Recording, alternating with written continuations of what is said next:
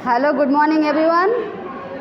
प्रेरणा KL classes में आप लोगों का हार्दिक स्वागत एवं अभिनंदन करती हूँ। इसके पहले मैंने छंद पे एक वीडियो बनाया हुआ है और आज छंद के मैं दूसरे भाग के बारे में बात करूँगी आप लोगों से। इधर देखिए आप लोग ब्लैक बोर्ड पे छंद जैसे ऐसे 3 भाग में आप ऐसे जब डिवाइड करके करते हैं तो ये सबसे आसान हो जाता है। पहले है मात्रिक छंद, इसके बाद है वाणिक छंद। छंद को हम 3 भागों में बांटते हैं, मात्रिक छंद, वाणिक छंद और मुक्तक छंद। मात्रिक छंद में मैंने बताया था कि मात्रिक छंद भी 3 भागों में बढ़ता है। मात्रिक छंद 3 भागों में अर्ध सम मात्रिक छंद होता है, अर्ध सम मात्रिक छंद, सम मात्रिक छंद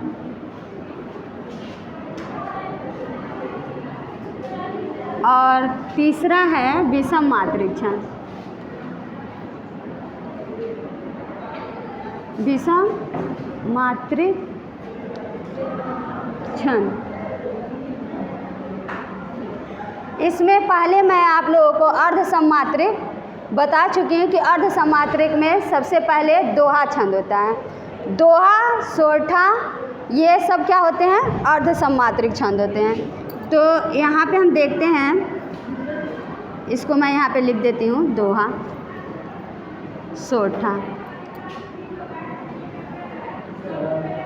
और यहाँ पे सम मात्रिक छंद में मैंने बताया हुआ है कि चौपाई होता है। चौपाई क्या होता है? सम मात्रिक छंद होता है, जिसमें प्रत्येक चरण में 16-16 मात्राएं पाई जाती है। रोला भी होता है, ये भी सम मात्रिक छंद होता है, इसके प्रत्येक चरण में 24-24 मात्राएं पाई जाती है।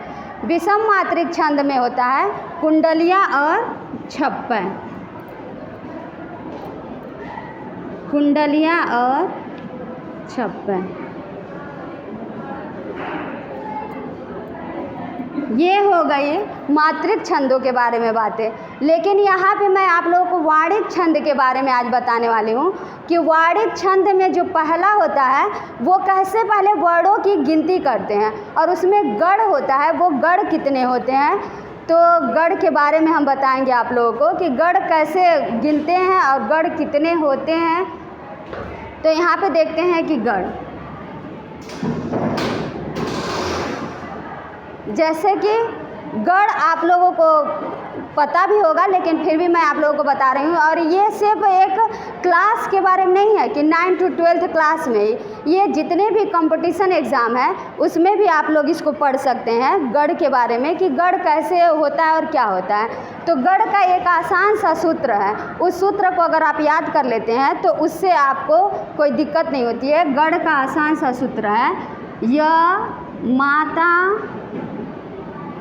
राज भान सलगा, य माता राजभान सलगा, ये है गढ़ का सूत्र।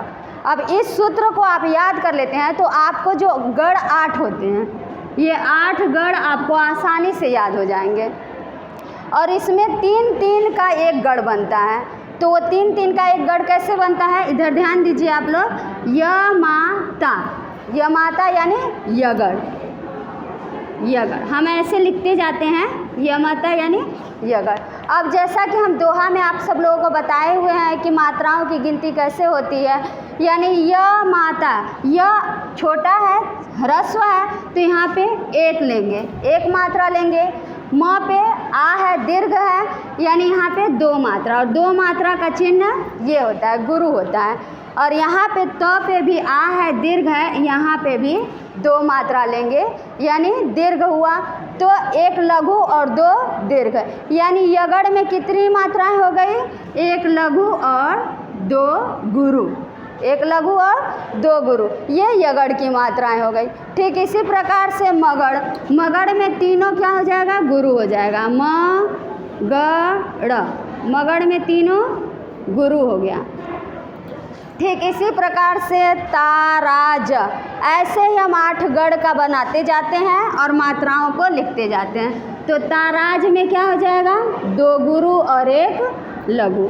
तगड़, इसको हम लिखते हैं तगड़, 2 गुरु और 1 लघु।